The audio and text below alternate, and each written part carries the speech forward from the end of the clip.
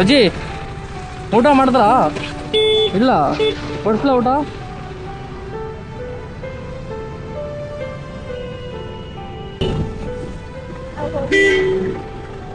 ನಿಮ್ಗೆ ಹಾ ಇಲ್ಲಿ ದೋಸೆ ತಿನ್ನಲ್ಲ, ಮತ್ತೆ ಯಾವ್ದು ಬೇಕು?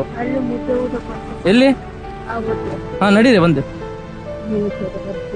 ನಾನೇ ತಗೊಂಬರ್ಬೇಕಾ? ಎಲ್ಲಿದೆ? ಮುಂದೆ. ಆಯ್ತು ತಗೊಂಬರ್. ಇಲ್ಲೇ ಇರ್ತೀರಾ? ಪೂರಿ ಊಟ ಪಾರ್ಸಲ್ ಪಾರ್ಸಲ್.